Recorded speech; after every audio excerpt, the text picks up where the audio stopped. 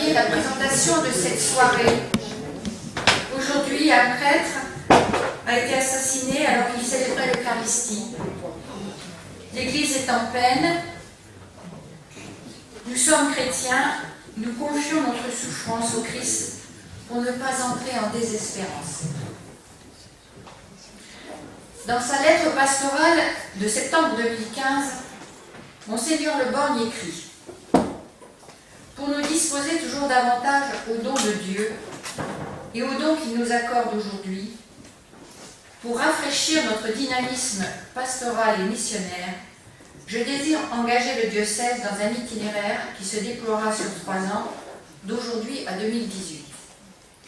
Après cette année, dite année de la miséricorde, commencera en septembre 2016 une année de l'Esprit Saint avec, je cite toujours Monseigneur Le Borgne, un double objectif. Nous replonger dans la source vive et renaître dans l'Esprit Saint à celui qui est le serviteur.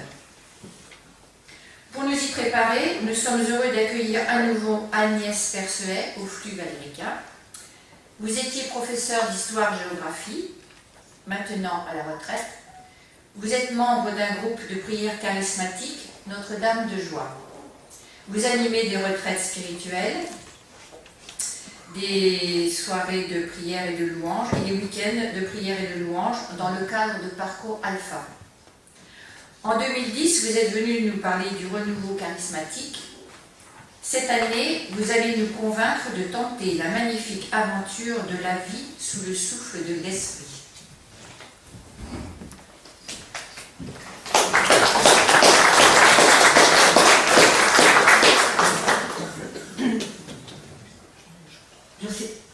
C'est ça le micro? Oui. Vous entendez bien? Ah oui? Non. Ça me donne l'impression qu'il n'y a pas d'écho. Non, il n'y a pas d'écho. Merci à Anne. Elle vient de dire que je vais essayer de vous convaincre. Je ne suis pas sûre d'y arriver.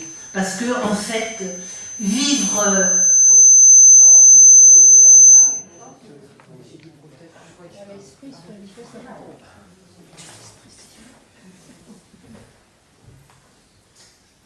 On refait tout, on repart à zéro. Voilà.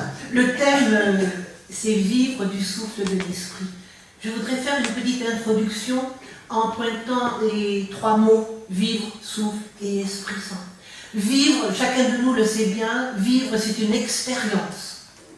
Il ne s'agit pas tant d'en parler que de se lancer dans la vie. C'est une aventure qu'aucun de nous n'a choisie. Le point commun entre nous, c'est que nous ne sommes pour rien dans notre naissance. Nous avons été déposés dans ce monde par le désir de nos parents et le désir du Père, du ciel. Et voilà, nous sommes dans une aventure avec des hauts, des bas, des imprévus, d'immenses joies, de terribles épreuves, des souffrances. Et nous sommes là ce soir. Et nous pouvons déjà, dans notre cœur, rendre grâce à Dieu d'être là, de nous avoir donné la vie.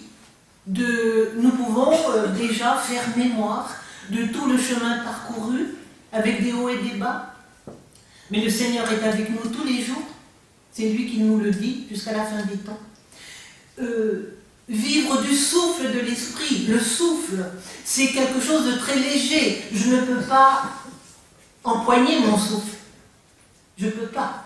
C'est quand Jésus parle à Nicodème, il dit c'est comme le vent. On ne sait ni d'où il vient ni où il va. Le souffle, c'est vital. Et d'ailleurs, quand on dit il a rendu son dernier souffle, ça veut dire qu'il est mort. Vivre du souffle de l'esprit, ça veut dire pas du mien, d'un autre. Vivre à partir du souffle qui m'est donné, un autre que moi. Vous saisissez déjà en introduction ce que ça signifie comme conversion. D'accepter que ma vie que je mène, ma vie est portée par un souffle qui n'est pas le mien, le souffle de l'Esprit Saint, qui veut bien, si je le veux, actionner ma vie, actionner mon être. Il veut il est mon agir. Et dans Lumen Gentium, la constitution dogmatique sur l'Église, au numéro 34, il y a un très beau passage pour nous, les laïcs. Numéro 34. Voulant poursuivre également par le moyen des laïcs son témoignage et son service, le Christ Jésus leur apporte la vie par son esprit. Vous saisissez, nous les laïcs. Le Seigneur veut se servir de nous pour nous donner la vie par son esprit. C'est pourquoi les laïcs reçoivent. Il ne s'agit pas de le fabriquer, reçoivent, en vertu de leur consécration au Christ et de l'onction de l'Esprit Saint, ça c'est notre baptême, la vocation admirable et les moyens qui permettent à l'Esprit de produire en eux des fruits toujours plus abondants. Ce n'est pas de la stérilité que le Seigneur promet, c'est de l'abondance. En effet, toutes leurs activités, leurs prières et leurs entreprises apostoliques, leur vie conjugale et familiale, leur labeur quotidien, leur détente d'esprit et de corps, s'ils sont vécus dans l'Esprit de Dieu, et même les épreuves de la vie, pourvu qu'elles soient patiemment supportées, tout cela devient offrande spirituelle agréable à Dieu par Jésus-Christ. Aucune de nos vies n'est banale. Aucune de nos vies n'est sans intérêt. Si, à cause de l'amour de Dieu pour nous, notre vie, la plus simple comme la plus prestigieuse, elle appartient au Seigneur. Et il dit à chacun de nous ce soir, tel que tu es, laisse-toi vivre de mon esprit, laisse-toi porter du fruit, tu en es capable. Ça va? Et la parole de Dieu, c'est toujours pour aujourd'hui. Aujourd'hui. Aujourd'hui, il nous faut vivre du souffle de l'esprit. Aujourd'hui. Dans ce monde en turbulence. Et Anne nous a rappelé le drame de ce matin. Voilà. Chrétiens, nous n'avons pas le choix. Ou nous tombons dans la désespérance et la mollesse et une immense tristesse, ou alors nous acceptons de nous laisser conduire par l'Esprit Saint, qui est le Seigneur qui donne la vie. Et il y a un chrétien, Dietrich Bonhoeffer, que vous connaissez peut-être certains, c'était un pasteur luthérien emprisonné par Hitler, qui a très vite compris que le nazisme allait être épouvantable pour l'humanité, et il a été pendu au mois d'avril 1945, quelques semaines avant la fin de la guerre. Il est parti à sa mort en disant « la victoire est certaine ». Et dans sa prison, il a eu le temps de réfléchir à comment être chrétien dans un monde qui ne veut pas de Dieu. Comment être chrétien? Et une des premières affirmations de Dietrich était celle-ci: le danger de nous laisser aller à mépriser les hommes est grand. Nous savons bien que nous n'en avons pas le droit et que nous n'aurons jamais que des rapports stériles avec eux tant que nous ne serons pas exempts de mépris. Dieu lui-même n'a pas méprisé les hommes, mais s'est fait homme par amour pour eux. La première grâce à demander au Seigneur dans le monde d'aujourd'hui tel qu'il est, c'est d'aimer le monde. Dieu a tant aimé le monde qu'il a donné son Fils. Dieu a tant aimé le monde. Je vais vous raconter, je suis toujours dans l'introduction, mais ça va avancer. À Rennes, le soir de la vigile pascale, il y a quelques années, une religieuse, habillée en religieuse, mais ça n'a pas d'importance, le costume, je vais vous expliquer pourquoi. Elle se rend à la cathédrale de Rennes pour participer à la vigile pascale. Pour aller de chez elle à la cathédrale, il faut passer au bas de la place des Lys à Rennes, qui est le repère le jeudi soir, le vendredi soir, le samedi soir, de jeunes en goguette et en beuverie. Elle était précédée de ses sœurs, qui étaient un peu en avance, et elle est partie toute seule.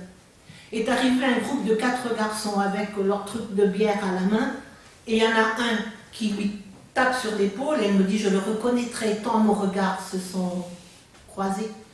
Et il a dit, Jean 3, verset 16. Et il est reparti. Anne-Marie m'a dit, j'ai passé toute la vigile pascale en me disant, mais chapitre 3 de Saint Jean, verset 16, c'est quoi? Et elle me dit, en revenant à la maison, j'ai pris ma Bible.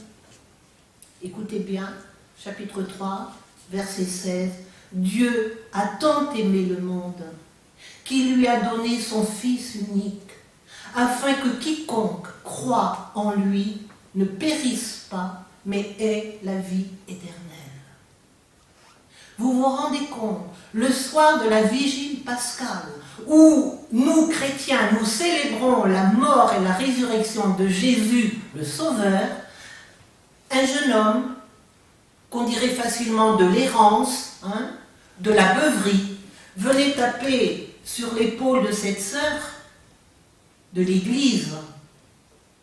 Parce que la sœur Anne-Marie m'avait dit quelques semaines auparavant, que marchant sur un trottoir à Rennes, et sur le trottoir en face, il y avait une maman avec son petit garçon de 5-6 ans, et elle a entendu le petit garçon dire à sa maman, « Oh maman, regarde l'église qui passe !» Eh bien, ce jeune de 18 ans environ venait dire à l'église, « Eh oh, votre Dieu, il est aussi pour nous. Votre Dieu que vous célébrez ce soir, mais il est venu aussi pour nous sauver. Et votre Dieu, il est aussi le nôtre. Est-ce que nous le croyons, nous, que le Christ est le sauveur, l'unique sauveur de l'humanité? Et le pape François, dans une de ses homélies à Sainte-Marthe, dit que chacun de nous, chaque homme, a la capacité de faire le bien. Chaque homme a la capacité de faire le bien. Que c'est notre carte d'identité, parce que nous sommes créés à l'image et à la ressemblance de Dieu. Et il dit tous, il répète tous peuvent faire le bien. Les athées, les croyants, les incroyants, tous. Ça veut dire que l'Esprit Saint travaille dans le cœur de tout homme de bonne volonté. Il travaille si nous lui ouvrons, si nous le laissons agir en nous et sortir de nous pour aller vers le monde, l'Esprit Saint est heureux. Voilà. Et c'est dans ma vie d'aujourd'hui telle qu'elle est. Je vais terminer l'introduction. Anne, c'est vous qui me faites penser à ça. Peut-être que certains d'entre nous, et moi, souvent, face à la cruauté du monde, aux turbulences, à la terreur, je me dis, mais qu'est-ce que je fais, moi? Moi qui suis toute seule, célibataire, dans mon appartement, bien chauffé, bien grand, bien agréable, et il y en a, et souvent le matin en me levant, je me dis, mais moi j'ai bien dormi, et il y a des gens qui sont restés dehors toute cette nuit, enfin, on n'est pas sans, voilà. Et je ne sais pas si vous connaissez le Père Jérôme, il était moine cistercien de l'abbaye de Céphon. Il était maître des novices. Et pendant la guerre, il était hôtelier. Et Céphon, c'est à côté de Paray-le-Monial. Ça veut dire que pendant la guerre, il y avait au nord la zone occupée et au sud la zone libre. Et donc, c'était la ligne un peu de démarcation. Et passer à l'hôtellerie de l'abbaye de Céphon, des gens qui fuyaient l'Allemagne, qui avaient réussi à sortir de camp, des résistants. Et peu à peu, il a compris, en écoutant les uns et les autres, qu'en Allemagne, il se passait des choses atroces, des camps. Et un jour, le Père Jérôme a eu la certitude que c'était vrai. Et il dit ceci: j'ai su ce qui se passait en Allemagne, les camps de concentration, la torture, les massacres, le génocide. Je me souviens du jour où j'ai eu la certitude que tout cela était vrai. Donc il est monté à l'infirmerie auprès du frère Laurent, qui devait être un frère âgé, sage. Voilà, il ne dormait pas, mais je l'aurais réveillé dans mon trouble et mon anxiété était profonde. Je lui ai raconté ce que depuis des mois j'entendais dire et l'évidence qui venait de me frapper. Il ne disait rien, il m'écoutait. Son visage ne bougeait pas. Quand j'eus fini, il restait encore silencieux. Puis il me dit: mais vous, pendant tout ce temps, ici, est-ce que vous vous amusez? Est-ce que vous dansez? Est-ce que vous en profitez ici, pendant que tous les autres souffrent? Ben non, bien sûr. Alors, restez tranquille devant Dieu. Si vous menez ici, avec un zèle normal, sans en rabattre de vous-même votre vie monastique et les exigences de votre vocation, vous pouvez être tranquille. Dieu ne vous reprochera rien, ni votre conscience. Ah, bien sûr, si ici, vous en preniez ou en laissiez à votre gré, si vous viviez en dilettante, ah, alors je ne dis pas. Et je l'entends encore, surtout quand il disait ici, ici, en ponctuant ces ici de petits coups tapés de ses phalanges repliées sur sa tabatière. Voilà, moi c'est un passage que je relis souvent pour me dire ne rabats pas ce que tu es appelé à vivre ici. Fais bien ce que tu as à vivre, à faire. Fais ton lit le matin, dis bonjour aux voisins, ne gaspille pas ton argent, fais attention, pense aux autres. Enfin, et ça nous remet dans une attitude de sagesse et en même temps de solidarité avec ceux qui n'ont rien ou qui vivent perpétuellement dans la peur. Et l'Esprit Saint, c'est celui qui travaille vraiment au cœur de notre cœur pour nous dire tu peux bouger, bouge, change, avance. Voilà. Alors je vais faire 3 parties. Ça c'était l'introduction.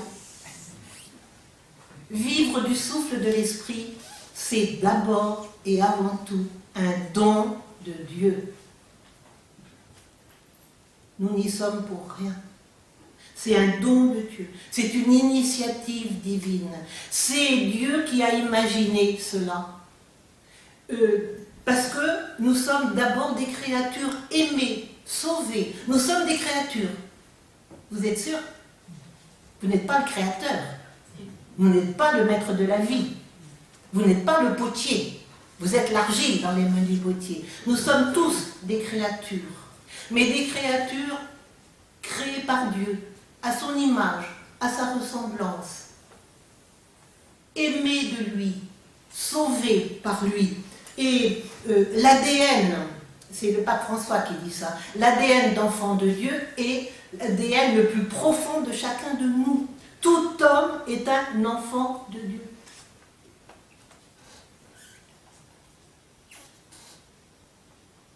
C'est la carte d'identité que le Père a donnée à tous. Tous. Et pour que cette identité et cette aire de famille que le Seigneur veut nous donner à vivre, il a envoyé son Fils Jésus sur terre. Il a pris chair. Il a pris notre condition humaine pour nous apprendre à vivre de l'Esprit Saint. Parce que Jésus est rempli de l'Esprit Saint, bien sûr. Donc il devient homme au milieu des hommes pour nous apprendre à vivre en enfant du Père. Et Jésus est allé jusqu'au bout de l'amour.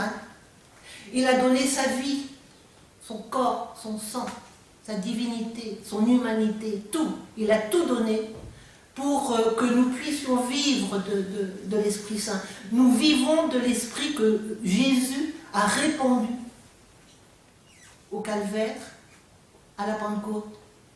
L'Esprit Saint habite le cœur de chacun de nous. L'amour de Dieu, c'est dans les Romains chapitre 5, verset 5, l'amour de Dieu a été répandu dans nos cœurs par l'Esprit Saint qui nous a été donné. L'amour de Dieu a été répandu dans nos cœurs par l'Esprit Saint qui nous a été donné. C'est un amour d'abord pour nous. Bien sûr, c'est un amour que le Seigneur nous dit, bon, donne-le maintenant aux autres. Mais d'abord, cet amour qui est répandu dans nos cœurs ne cesse de redire à chacun de vous ce soir, tu es mon enfant bien-aimé.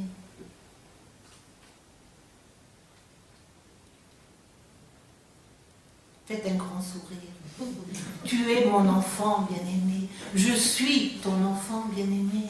Et il connaît chacun de nous par son prénom, par son histoire, par toute sa généalogie. Il sait tout, le Seigneur. Et il ne cesse de redire à chacun, tu es mon enfant bien-aimé.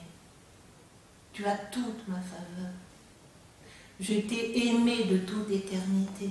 Je t'ai choisi de toute éternité. Je t'ai élu dans le cœur de mon Fils de toute éternité. Chacun de nous est important aux yeux de Dieu, quel que soit notre âge, notre profession, notre histoire.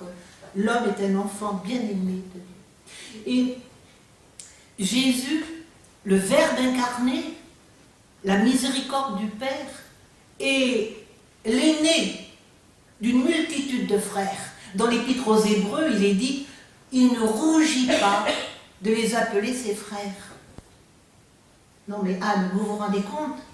Vous êtes une petite sœur de Jésus, et chacun de nous est frère, sœur de Jésus. Jésus est l'aîné, c'est la tête, et tout le corps. Tout, et il veut rassembler dans l'unité tous les enfants de Dieu dispersés.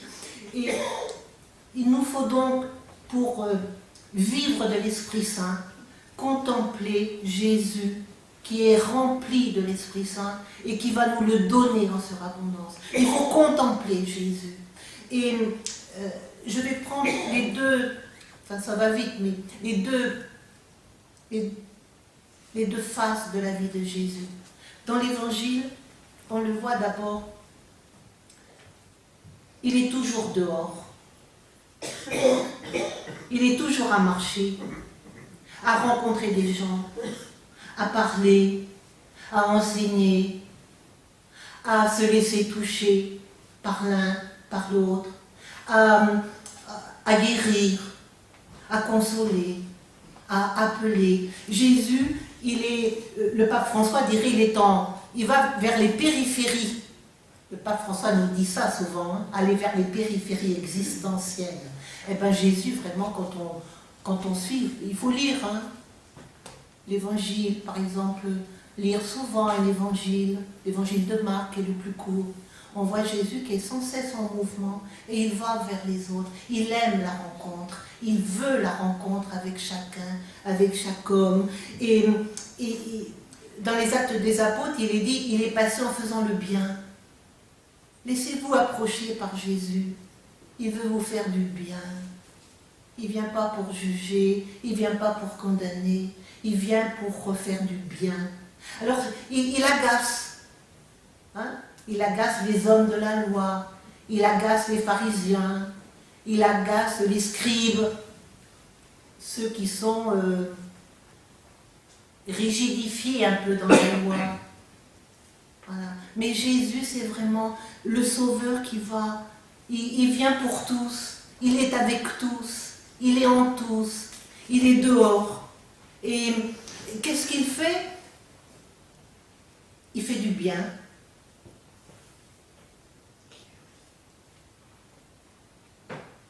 Vous avez tous envie, non? Que Jésus vous fasse du bien. Alors on peut le regarder dans une rencontre avec, par exemple, Zachée et la Samaritaine. Zachée, c'est en Saint-Luc. Vous avez tous ça à la maison. Faites-moi un petit signe comme ça. C'est important. C'est le pain. C'est le pain quotidien. C'est le pain que l'Esprit Saint brûle, cuit, c'est du pain frais, tous les matins, c'est du pain frais. C'est pas une parole d'il y a 2000 ans, c'est une parole pour aujourd'hui, parole aujourd'hui. Et c'est l'Esprit Saint qui nous rend contemporains de Jésus. C'est l'Esprit Saint qui nous introduit dans l'intelligence des Écritures. Voilà. Et en Saint Luc, au chapitre 19, vous connaissez Zachée. Il est bien cet homme-là, hein. Il est bien. Il est publicain, il a un travail. Il a eu sûrement une promotion, il est chef de publicain, ça veut dire. Hein. Il a une réputation, elle n'est pas très bonne, mais parfois on préfère une mauvaise réputation à être connu plutôt que d'être ignoré de tous. Il a une maison. Il a un handicap, il est petit de taille. Mais bon, les handicaps, c'est fait pour les traverser. Il doit être en bonne santé. Je ne pourrais plus faire ce qu'il fait. Vous vous rendez compte, il court. Oh, il monte sur un sycomore. Oh, et quand Jésus lui dit « Zachée, descends vite », il descendit avec joie. Il descendit vite. Il n'a pas d'arthrose. Hein. Il n'a pas de rhumatisme. Enfin, il est tonique, cet homme-là. Or, il a un désir. Vérifiez dans votre cœur si vous avez vraiment le désir d'une vie dans l'Esprit Saint. Ou si ça vous est un peu indifférent, un peu tout. Mais Zachée a un grand désir. Il veut voir Jésus.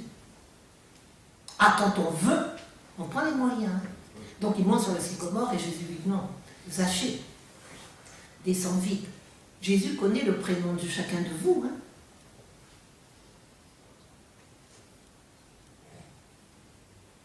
Zachée, descends vite.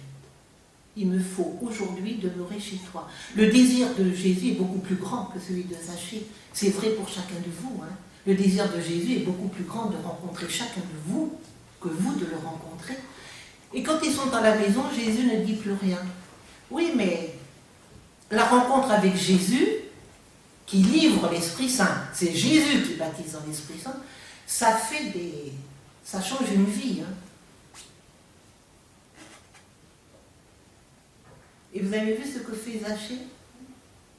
Jésus ne lui dit rien, mais Zachée, debout, ça veut dire en homme libre, dit résolument, je vais donner la moitié de mes biens aux pauvres, et si j'ai extorqué quelque chose à quelqu'un, je lui rends le quadruple. Jésus n'est pas venu pour lui faire la morale, Jésus ne lui dit rien. Le désir de Jésus, c'est de rencontrer chacun de vous ce soir. Ah oui, mais rencontrer Jésus, c'est-à-dire être revêtu de la force de l'Esprit Saint, ça fait bouger les choses. Alors je ne sais pas si Zachée est marié, s'il a des enfants, mais c'est un nouveau style de vie, hein. Il va donner la moitié de ses biens aux pauvres.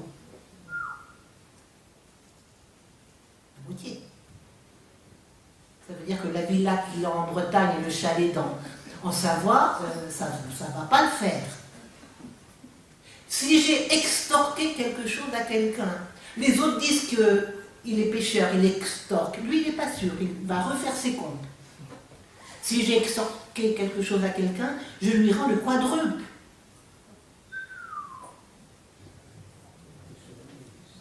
Non, mais vous vous rendez compte ce que fait la vie nouvelle en Christ, la vie nouvelle dans l'Esprit Saint.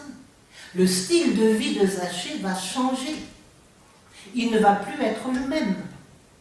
Il va peut-être même aller frapper dans des maisons en leur donnant, en lui apportant de l'argent. Moi, j'aimerais que mon percepteur vienne chez moi en me disant « Je vous ai trop pris, madame. » Voilà. Oh, c'est extraordinaire. Ça veut dire que non seulement la vie de Zachée, mais la vie des siens et la vie du village et de la ville de Jéricho, ça va bouger. Une vie qui se laisse conduire par l'Esprit Saint, ça bouge. Et ça va bouger. L'évangile est révolutionnaire. Hein. Et autour de Zachée, les choses vont changer. La civilisation ne sera plus la même. Ça sera différent. Et c'est comme ça pour la Samaritaine aussi. Une femme de mauvaise vie, qui a eu 5 maris et un autre homme encore. Jésus va la toucher. Elle laisse sa cruche. chapitre 4 de Saint Jean, et elle va au village, et elle dit, venez voir un homme qui m'a dit tout ce que j'ai fait, ne serait-il pas le Christ? Et les gens accourent à Jésus. La Samaritaine est devenue, à cause de la rencontre avec Jésus, une femme charismatique. Vous l'êtes charismatique? Si. Toute l'Église est charismatique.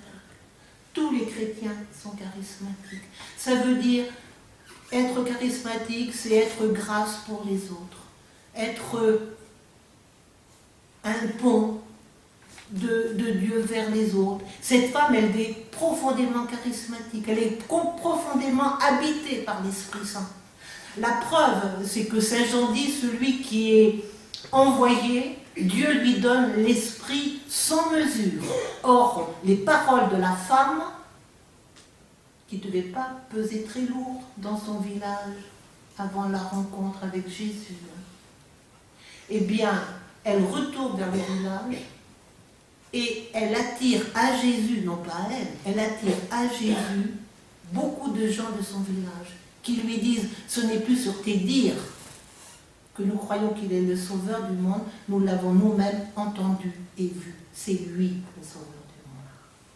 Vous vous rendez compte combien, et on pourrait en prendre beaucoup d'autres, combien l'Esprit Saint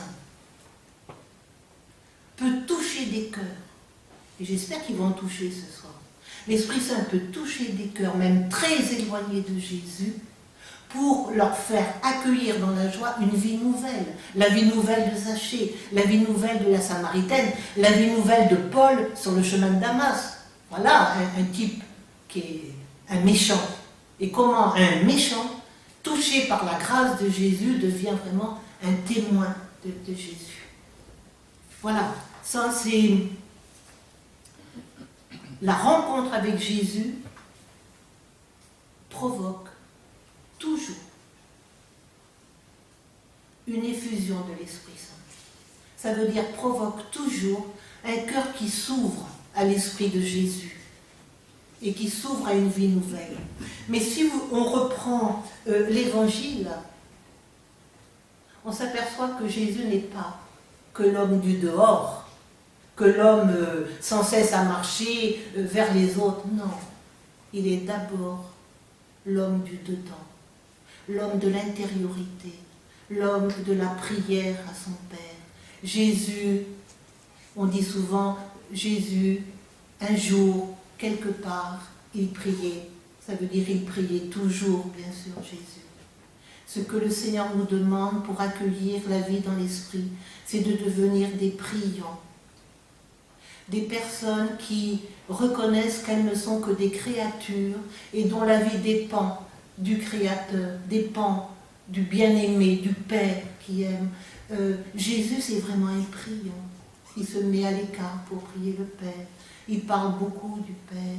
Il devait tellement bien prier, Jésus, que les apôtres lui disent, mais apprends-nous à prier. Jean-Baptiste apprend à ses disciples, et toi, apprends-nous à prier. Et nous avons entendu, c'est dimanche, quand vous priez, dites, Père, notre Père, qui es aux cieux, que ton nom soit sanctifié. Vous vous rendez compte que le Fils bien-aimé est venu sur terre pour nous dire, vous avez un Père, fiez-vous à votre Père, parlez-lui, dites-lui Père, notre Père, donne-nous aujourd'hui, demain sera l'aujourd'hui de demain, mais Jésus nous apprend à être fils. Jésus, sa force, c'est d'être un fils. Il est le Fils. Et pendant sa passion, il est hué, flagellé, torturé, couronné d'épines, on lui crache dessus, on lui enlève ses vêtements. Enfin, c'est vraiment la passion. Mais ce qu'on ne peut pas lui enlever, c'est son identité de fils. Et sur la croix, il remet sa vie dans les mains du Père.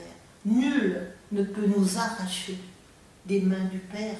Et Jésus, vraiment, sur la croix, il nous répand l'esprit en nous disant « Vivez en fils, non pas en esclaves, non pas en mercenaires, mais vous êtes les fils de la maison du Père. Vivez en enfants du Père. » Et nous, on vit souvent dans les coins, hein, tu peux dans les coins, où on a peur, où on culpabilise, où on ne croit pas. Contemplez Jésus, contemplons Jésus, fréquentons Jésus. Jésus est venu pour nous dire, je suis avec vous tous les jours, je peux vous introduire dans cette vie nouvelle. Alors il faut le contempler dans sa parole.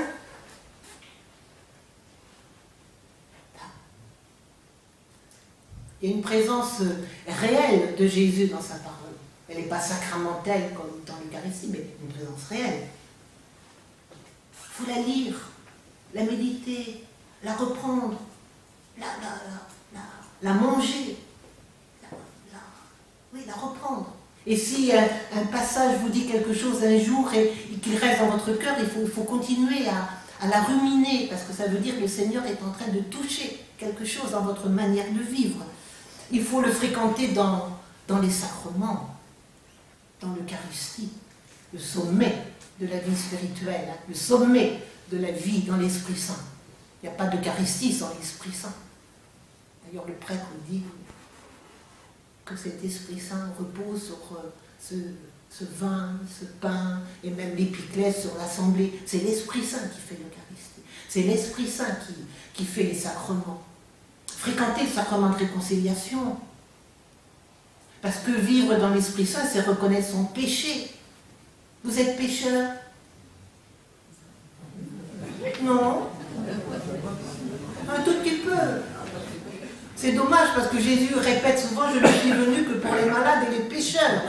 Donc s'il y en a un parmi nous qui se dit sans péché, dommage, Jésus n'a pas de prise sur vous. Oui, nous sommes pécheurs, des grands pécheurs. Nous ne savons pas aimer comme Jésus nous demande d'aimer. Mais c'est le pape François qui nous dit « C'est pas grave d'être pécheur, c'est pas grave, nous sommes tous. » C'est nous qui nous fatiguons d'aller demander pardon. C'est ça que dit le pape François. Mais Jésus ne se fatigue jamais de nous pardonner. Alors il dit, quelqu'un lui dit, oui, mais le mois d'après, je recommence les mêmes fautes. Il y a un prêtre qui a dit à une amie qui lui disait, oh, Père, je commets toujours les mêmes fautes. Il lui a répondu, heureusement que vous n'en faites pas encore d'autres. Et le pape de dire, mais c'est pas grave, tu retournes un mois après et tu redis ta misère. Et la miséricorde de Dieu refait l'enfant que nous sommes. Voilà.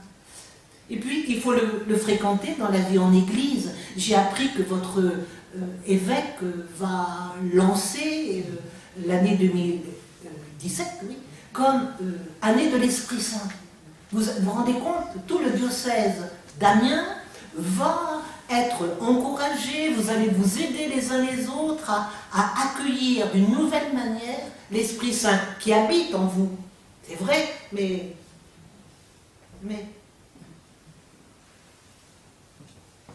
reconnaissons que sa liberté est souvent entravée, non? Par notre indifférence, notre mollesse, nos refus, nos peurs. Ne t'agite pas trop, Esprit Saint, parce que je le calme. Dans mon couple, dans ma famille, enfin, puis vu mon âge, on ne va pas se mettre à une vie, une nouvelle vie. Mais c'est important, et je vais terminer ce premier point par le passage des Galates au chapitre 1, le verset 11, quand Paul dit « Sachez-le mes frères, l'évangile que je vous annonce n'est pas à mesure humaine. » Ben moi, quand j'ai lu ça, ça m'a bien plu, parce que j'ai dit au Seigneur « Ah, tu me demandes l'impossible, c'est pas à mesure humaine. Alors, ou tu exagères et tu veux ou c'est vrai. Et je sais que la parole de Jésus est vraie. Alors s'il nous dit ce soir, sachez-le mes frères, l'évangile que je vous annonce n'est pas à mesure humaine, ça veut dire, alors, qu'est-ce qu'on fait? Qu'est-ce qu'on fait, Anne? On fait ça? Ou on dit au Seigneur, chiche? Alors, si ce n'est pas à mesure humaine, prends la barre. Prends la barre. Prends ma vie. Sois le maître en moi. Agis-moi. Actionne-moi. Envoie-moi. Fais ce que tu veux. Alors, c'est le deuxième point. Vivre du souffle de l'esprit, c'est un choix personnel qui m'engage. C'est moi. C'est un choix personnel d'ouverture à la grâce. Oui, Seigneur, je le désire. C'est un choix personnel. Parce que vivre du souffle de l'esprit, ça suppose un attelage entre l'Esprit Saint et moi. Parce qu'il ne peut travailler que dans mon être. Il n'est pas désincarné, il travaille dans des chairs. Et donc, ça suppose que moi aussi j'adhère. Alors, le premier point, c'est, nous avons entendu ça dimanche dernier. Combien plus, vous qui êtes mauvais, sachez donner de bonnes choses à vos enfants, combien plus le Père du ciel donnera-t-il l'Esprit Saint à ceux qui le lui demandent? Est-ce que vous demandez tous les matins, et même plusieurs fois par jour, est-ce que vous demandez à l'Esprit Saint de venir dans votre vie?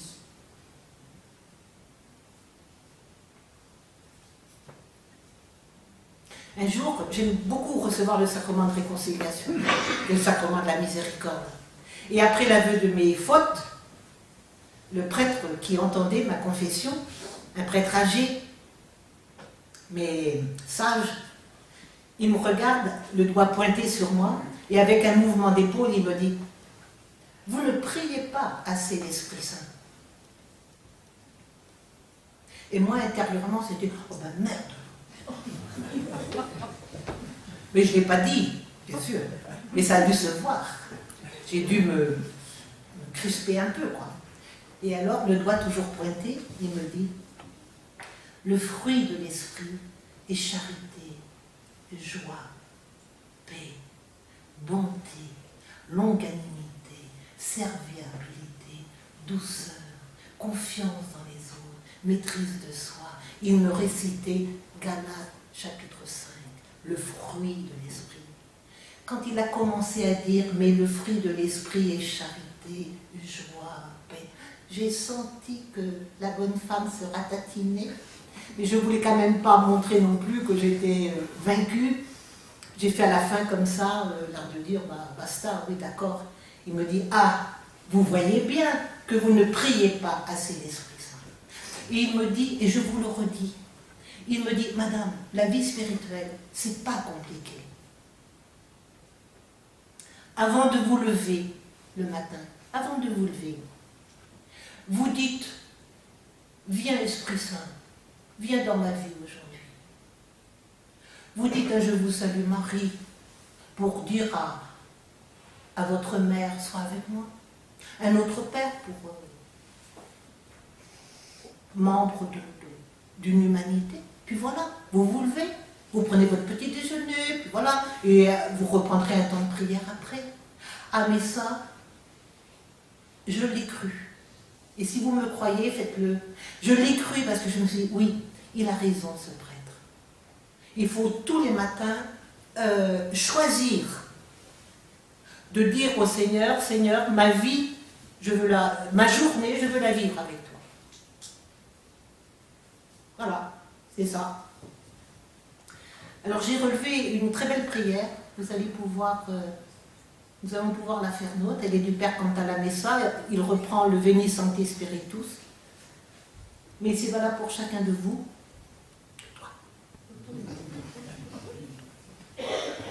Veux-tu recevoir l'Esprit Saint? Te reconnais-tu faible et désires-tu être revêtu de la puissance d'en haut?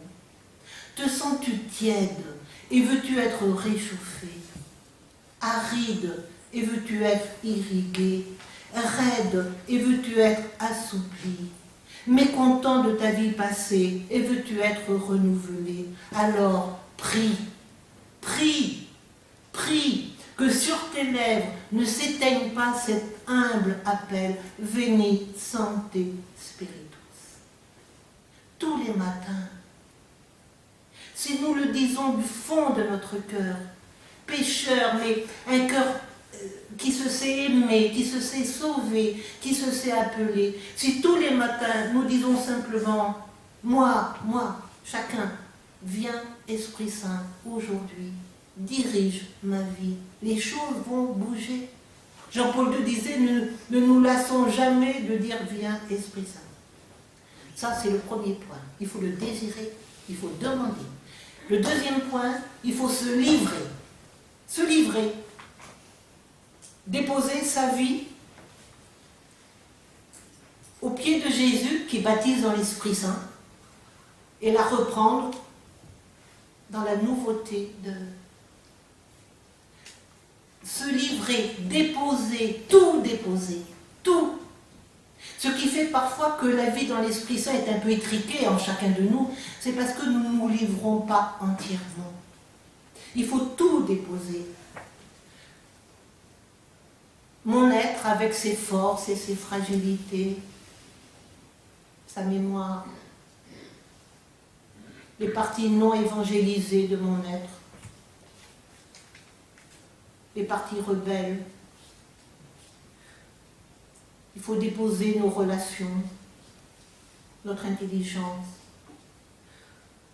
notre raison, notre péché, auquel parfois nous tenons, nos refus d'aimer, de pardonner, d'être aimable, d'être agréable. Notre langue, si prompte à prononcer des potins assassins, comme dit le pape François. Il faut tout déposer. Tout. Et l'Esprit Saint, c'est l'Esprit Saint qui nous convainc de notre péché. Il met en lumière.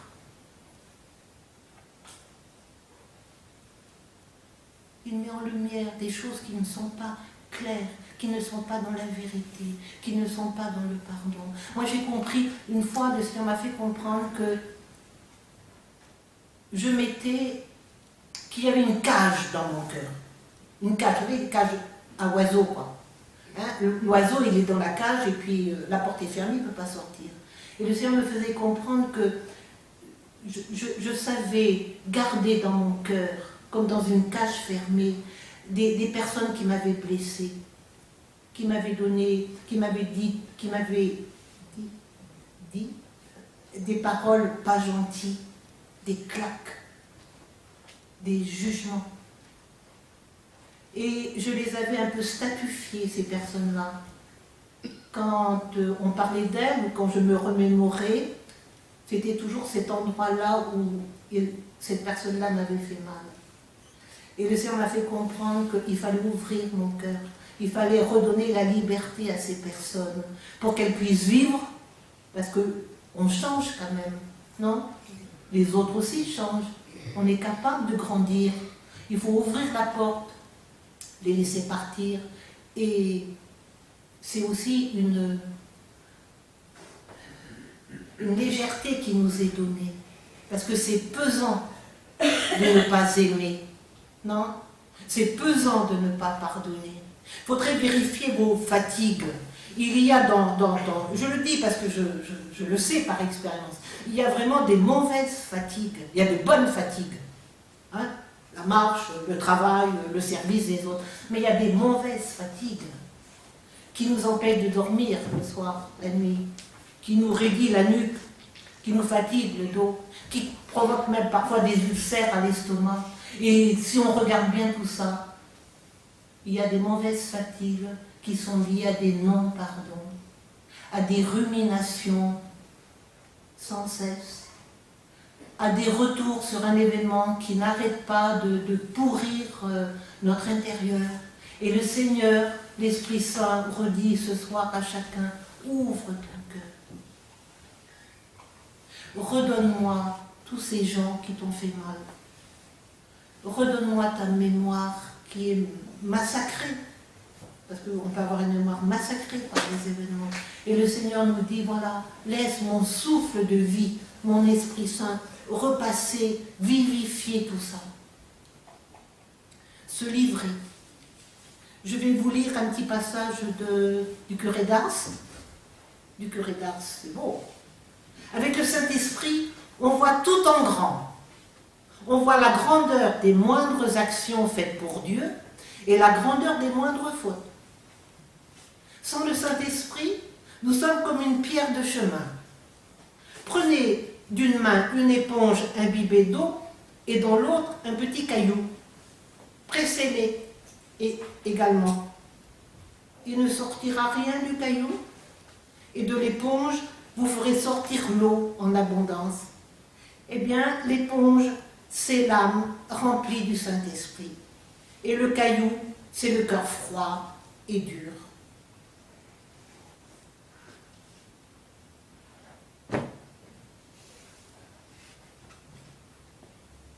Parce qu'en fait, ce que l'Esprit Saint que nous donne Jésus, qu'est-ce qu'il veut?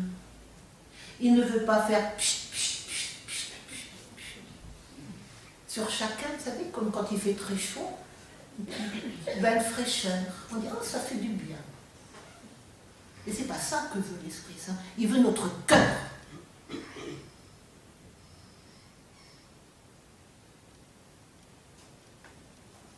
C'est-à-dire la profondeur de notre être. Et de là, c'est ça. Il faut le laisser agir, nous conduire.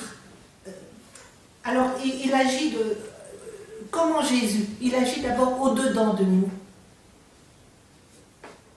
Laissez l'Esprit Saint. Qu'est-ce qu'il fait? Il sanctifie.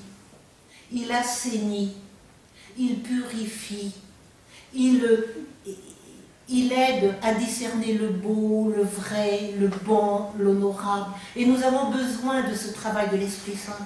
Parce que nous avons, il y a d'autres qui voudraient bien rentrer dans notre cœur, non? Ah, mais si. Il y a le monde qui est tout à fait d'accord pour nous dire comment il faut vivre. Ouais. Ah oui. Tous les canons d'esthétique, de nourriture, de bien-être. Enfin, ouais. Il y a aussi le moi-je.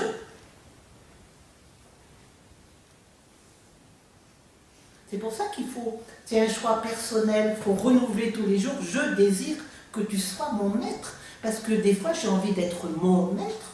Non? Pas vous. Moi, parfois, oui. Je suis allée à Lisieux il y a 2 ans, au mois de novembre, avec un couple de Congolais qui termine sa 5e année à Rennes, toujours sans papier. Terrible. Mais c'était en novembre et la neige tombait. Pour des Congolais de Kinshasa, c'est extraordinaire. Alors moi j'étais tendue parce que c'était marqué sur l'autoroute risque de verglas. Mais Paul-André et Myriam s'esclaffaient dans la voiture. Ils s'interpellaient l'un l'autre. Oh, tu as vu comme c'est beau, mais regarde, c'est beau, c'est beau. C'était immaculé les champs. C'est beau la neige. On arrive le samedi soir, le dimanche matin, on va à la messe, à la basilique, et il neigeait encore, les petits flocons, c'est délicat. Et Paul-André se met en face de moi, il me dit, maman Agnès, comme ils sont beaucoup plus jeunes que moi, c'est maman Agnès. Maman Agnès, quel est l'homme qui peut faire tomber la neige comme ça?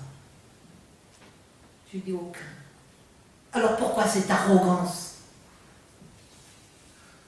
Je dis parce que ça nous démange parfois. Nous voudrions être le Créateur. Et il me dit chez nous, quand un homme est pris de cet orgueil-là, on dit il est malade, orgueilleux, insensé, le moi-je, le moi-je. Quand on veut ne dépendre que de soi, tout gérer, tout faire, moi tout seul, moi tout grand, eh bien malade, orgueilleux, insensé. Et il faut reconnaître qu'il y a un vrai combat entre l'esprit de Jésus et mon esprit, qui parfois est rebelle, résiste, ne désire pas, voudrait prendre la place, décider soi-même. Donc voilà. Et puis il y a l'adversaire, Satan, qui lui sème de livrer. On a entendu ça dimanche. Hein. Satan qui rôde. Il ne peut pas aller dans notre cœur. Le cœur de l'homme est la demeure de Dieu, ou alors il faut vraiment lui laisser, lui donner le droit d'y rentrer, sinon il ne peut pas. Mais il rôde autour. Et il connaît bien chacun de nous. Pas bien, mal, mais il connaît nos faiblesses, nos forces. Et il sait très bien comment prendre chacun de nous. En nous disant, mais tu ne vas pas y arriver. Peut-être ça qu'il dit dans le cœur de l'un ou l'autre. Tu vas te casser la figure en faisant ça. Non, mais non. Tu sais bien que tu es fragile. Tu vas te casser la margoulette sur ce chemin nouveau. Où il va dire, oh, va plus loin, c'est bien. Oh, tu pries bien, mais tu pourras encore aller plus loin, et encore plus loin, pour tomber dans du mysticisme. Puis, il est mielleux. Il est mensonge. Il fait miroiter des choses qui sont fausses. Il sème la confusion. Bah, il ne faut pas y porter attention. Il faut savoir qu'il est là et donc il faut prendre autorité sur moi. Je prends autorité sur moi. J'appartiens au Seigneur. Je choisis le Seigneur. Je veux suivre le Seigneur et dégage. Mais il rôde et il faut le savoir. Et son arme principale, c'est le découragement. C'est le découragement. Et l'abbé Surin, qui était jésuite au XVIIe siècle, qui était exorciste, a entendu dans la bouche d'un homme pour lequel il opérait une délivrance, il a entendu Satan lui dire « J'arrive à bout de tout, sauf de cette chienne de bonne volonté. » Chacun de nous, tel qu'il est, avec ses faiblesses, ses péchés, ses fractures, ses tics, ses routines, ses habitudes, si chacun de nous met de la bonne volonté, ça veut dire oui Seigneur, je le désire. Je désire vivre avec toi. Le Seigneur ne peut pas ne pas répondre à cela. Et puis, la deuxième œuvre de l'Esprit Saint en chacun de nous, c'est de nous envoyer dehors, mais avec lui. J'ai beaucoup aimé dans l'un des textes du pape François, c'était au moment de l'ouverture de la porte sainte. Il disait, il faut ouvrir notre cœur dans ce sens-là. Jésus vient vivre en moi par ton Esprit Saint, mais il faut aussi l'ouvrir dans l'autre sens, parce que l'Esprit Saint qui est en moi a un grand désir d'aller rencontrer les autres et d'aller vivre avec les autres, parce que l'Esprit Saint fait le corps, il fait l'Église, il donne à chacun à sa manière. Comprenez, Dieu est tellement grand, chacun de nous ne peut que reproduire quelque chose, chacun à sa manière, dit Dieu. Mais donc, il y a une telle division. Moi, je vois une petite sœur habillée en costume, là. Mais quand, je ne sais pas combien il y a d'ordres religieux. Moi, j'aurais été Dieu, je les aurais mises toutes dans la même congrégation. Ah, mais non! Ah, mais ça c'est humain. Oui, il ne faut pas que je m'attarde trop. Mais dans la joie de l'Évangile, il faut le lire, hein, si vous ne l'avez pas lu, il faut le lire. C'est une merveille. Voilà, le numéro 131. Les différences.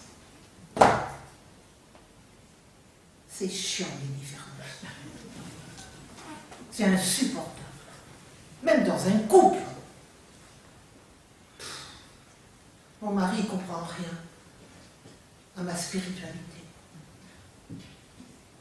Et ma femme, oh ma femme, oh là là. Et ma sœur, quel poison ma sœur. Et mon curé, ah ben dis donc, mon curé, oh là là. Celui d'avant n'était pas terrible, mais celui-là c'est pire encore. Oh les différences. Les différences entre les personnes et les communautés sont parfois inconfortables. Mais l'Esprit Saint, qui suscite cette diversité, peut tirer de tout quelque chose de bon et le transformer en un dynamisme évangélisateur qui agit par attraction. La diversité doit toujours être réconciliée avec l'aide de l'Esprit Saint.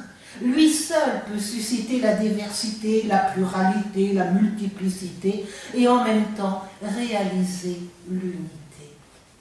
Ah ben ça, ah ben ça, ah ben ça. C'est un lieu de conversion pour chacun de nous. Non? Faites-moi un petit peu comme ça. Que je ne sois pas toute seule en état de conversion. C'est terrible ça. Parce que ça, ben, c'est dans notre vie quotidienne, dans notre famille, sous le même toit. Regardez Marthe et Marie.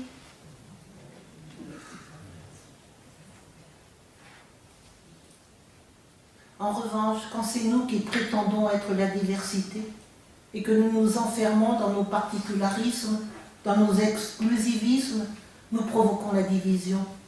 D'autre part, quand c'est nous qui voulons construire l'unité avec nos plans humains, nous finissons par imposer l'uniformité, l'homologation. Cela n'aide pas à la mission de l'Église. Et c'est l'Esprit Saint qui peut nous dire à chacun de nous, mais tu as du prix à mes yeux, je compte sur toi, mais ton voisin, celui-là, celui-là sont aussi mes bien-aimés. Accepte-les. Ne peux pas. Ils sont trop durs. Ils sont méchants. Ils ne sont pas bons. Ils font la guerre. Et bien c'est tout ça qu'il faut dire au Seigneur. Et le Seigneur, dans sa miséricorde, peut faire toutes choses nouvelles. Vivre du souffle de l'Esprit, c'est accepter la conversion. Accepter la conversion. Je dois changer. Mon cœur est encore pas complètement de pierre, mais il n'est pas encore doux et humble. J'ai besoin, Seigneur, de ta force, de la puissance de ton Esprit Saint. Pourquoi? Et c'est le dernier point, je termine. Parce que l'Esprit Saint nous fait entrer dans le combat de la foi, de l'espérance, de l'amour. Il en va de la vie du monde. Chrétiens, nous ne pouvons pas être assoupis. Nous ne pouvons pas être dans la mollesse. Nous devons, et les événements vont nous y pousser de plus en plus, nous devons choisir Christ, le Sauveur, le Prince de la paix, celui qui passe en faisant le bien, qui ne fait pas de différence entre les personnes. Et il nous demande d'aller avec lui dans le monde. Pourquoi? Pour être, numéro 86,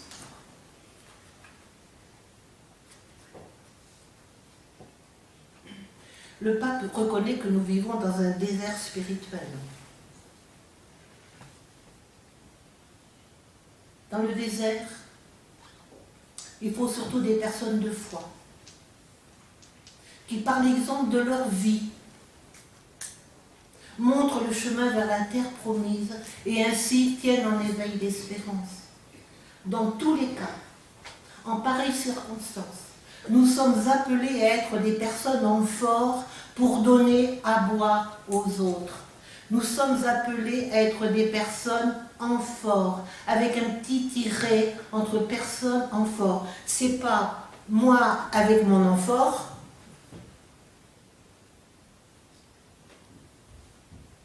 c'est moi qui suis l'amphore, pour donner à boire aux autres. C'est-à-dire avoir suffisamment la vie de l'Esprit Saint en nous pour que quand il le veut, avec qui il désire entrer en relation, que nous soyons prêts à donner à boire aux autres. C'est pas, je vais te foutre une barrique d'eau Non, c'est donner à boire. Et vous savez bien que là, chacun, donner à boire suppose beaucoup de douceur, de respect de la personne. C'est peut-être que quelques gouttes d'eau. Nous n'avons pas à faire du prosélytisme par rapport à notre foi, mais donner à boire. Peut-être que quelques gouttes à un voisin dans une conversation, ça va. Peut-être que d'autres attendent un bon verre. Peut-être que d'autres attendent 1 litre, mais pour donner à boire.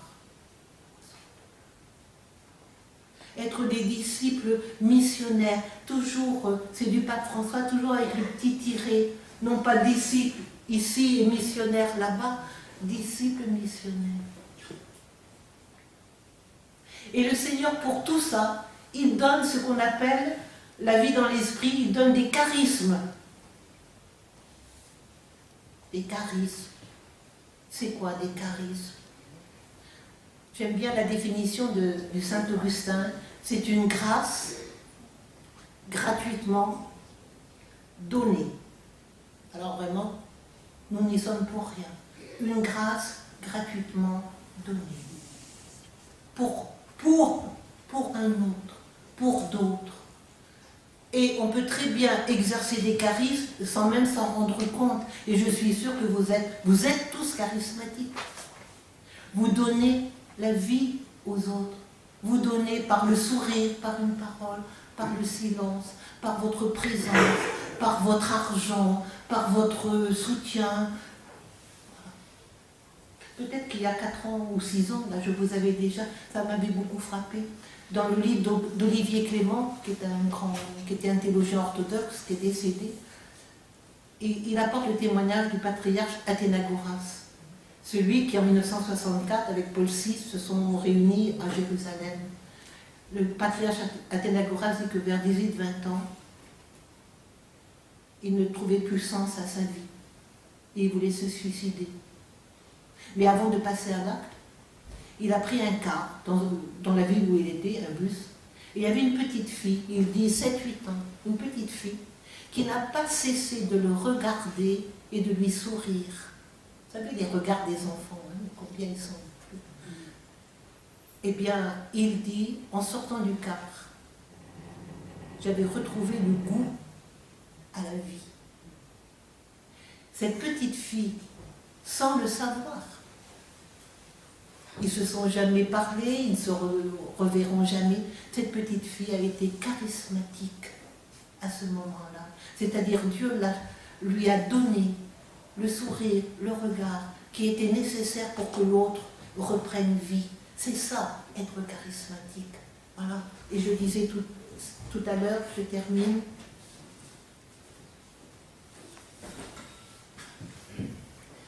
je tiens l'heure, Marielle.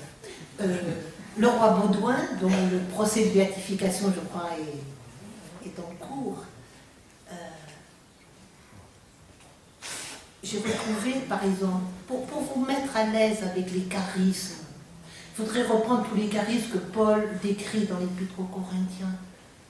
Le charisme, vous les relirez, chapitres 12 et 13. Mais là, c'est un fait de vie. Il est, je ne sais pas en quelle année, bon, il est reçu par le président socialiste d'Italie. Je sentais qu'il fallait dire à ce... Je sentais, c'est ça, je sentais. L'Esprit Saint, c'est souvent par des mots, ce qu'on appelle, Ignace de Loyola appelle des motions. Vous savez, motion, ça veut dire... Anne disait tout à l'heure une petite musique. Oui.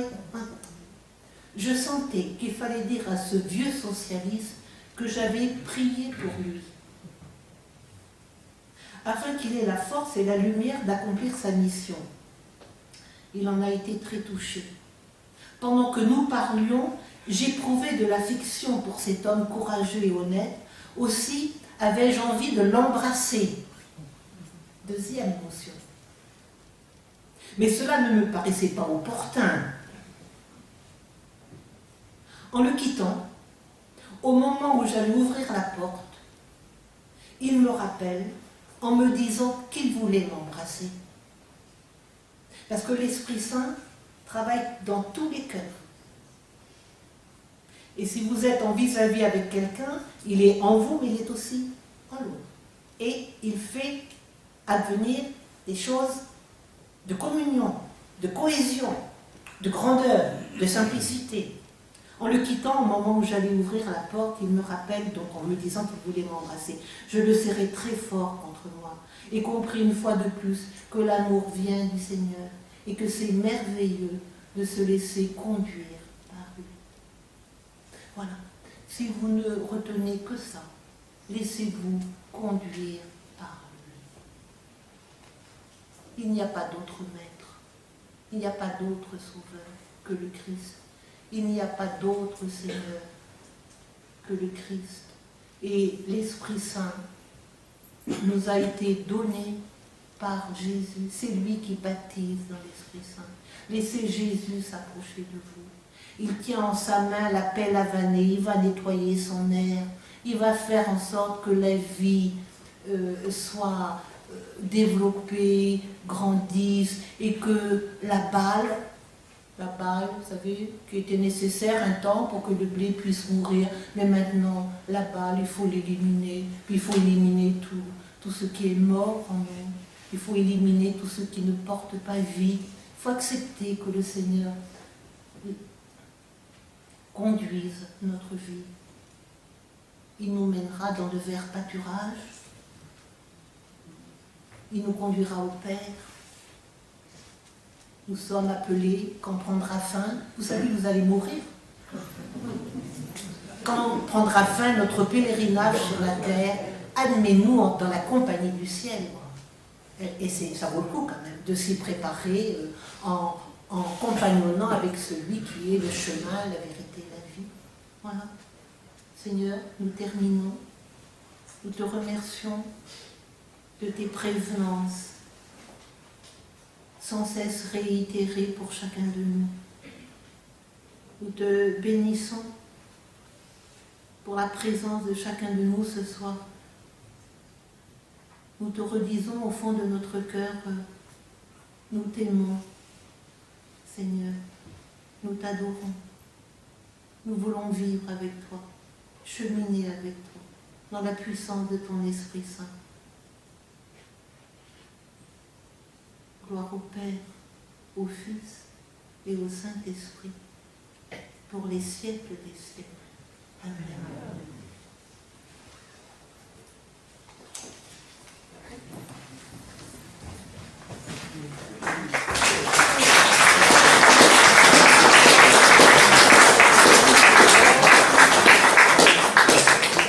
Merci Agnès, on avait du mal.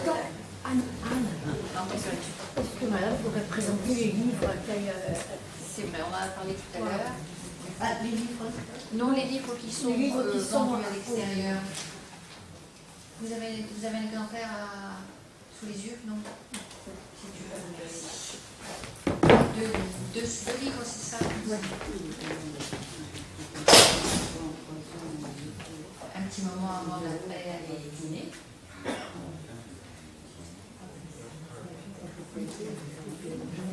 Voilà. Merci Catherine.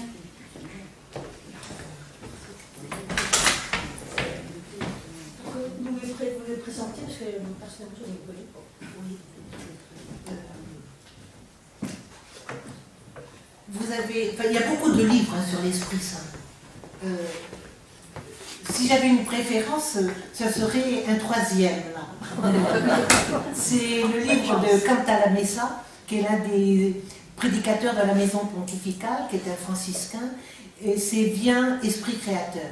Il reprend toutes les phrases du Veni Créateur. Alors ici, vous avez un jésuite, et là, vous avez un franciscain. Alors c'est intéressant parce que chacun, évidemment, a une manière différente de parler de l'Esprit Saint. Les deux sont intéressants, mais je les ai lus, Catherine, il y a déjà un petit bout de temps.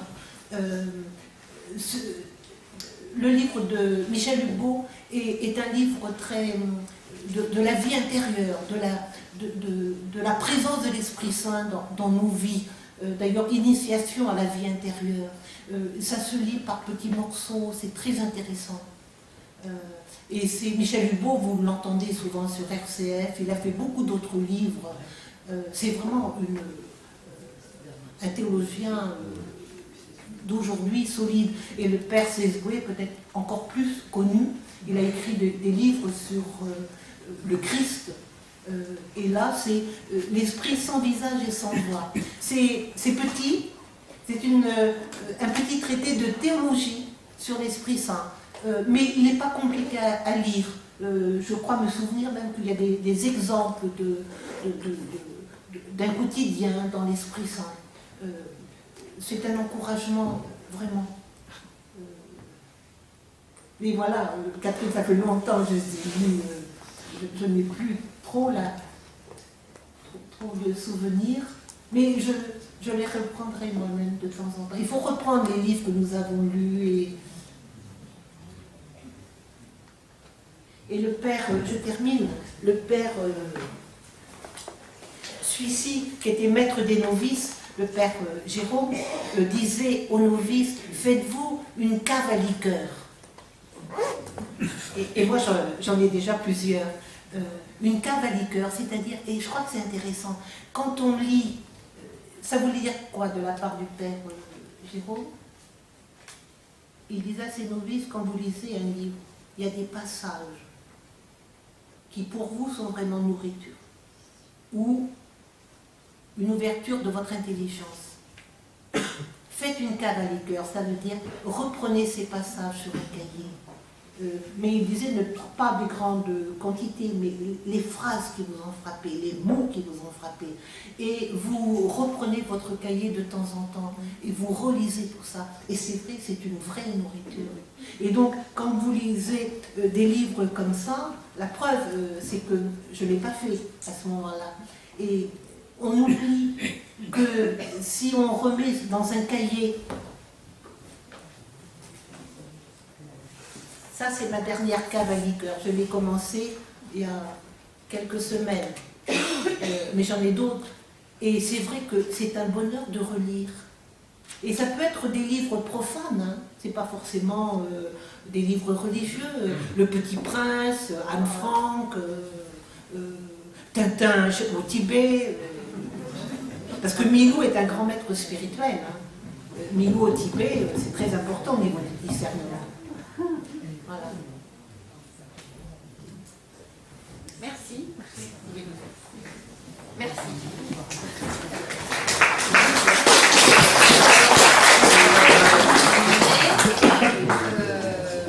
Nous reprenons donc après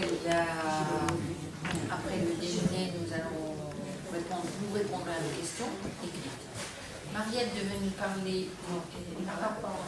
Elle n'est pas là, Mariette? C'est maintenant ou c'est pas maintenant?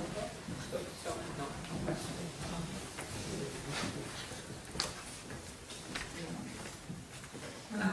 Je voulais aussi vous parler de ce qu'on appelle à Saint-Valery les marchés du terroir.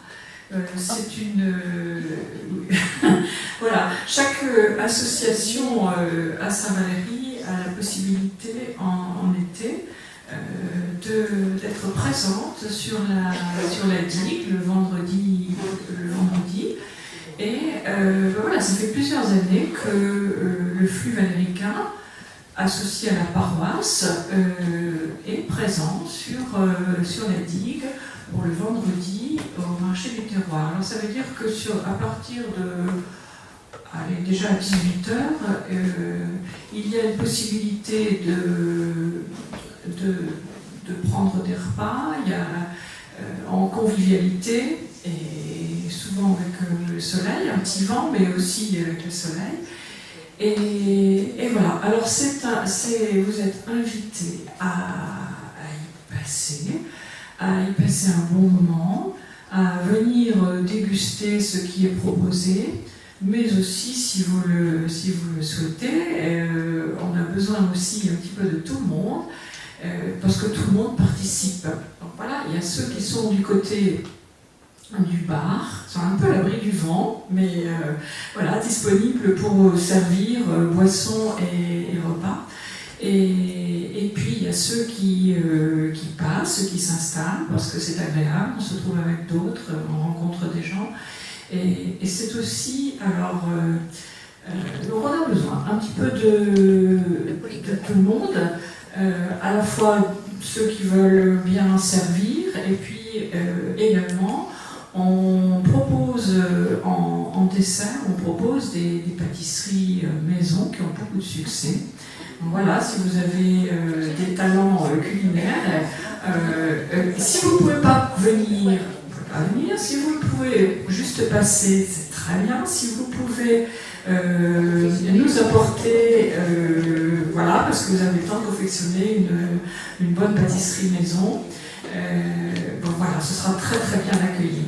Et alors, bon, je me permets de dire aussi que c'est important, c'est très important parce que c'est aussi une présence d'église, là, sur donc la commune de Saint-Valery, où il y a beaucoup de monde, et c'est vécu vraiment comme un temps important.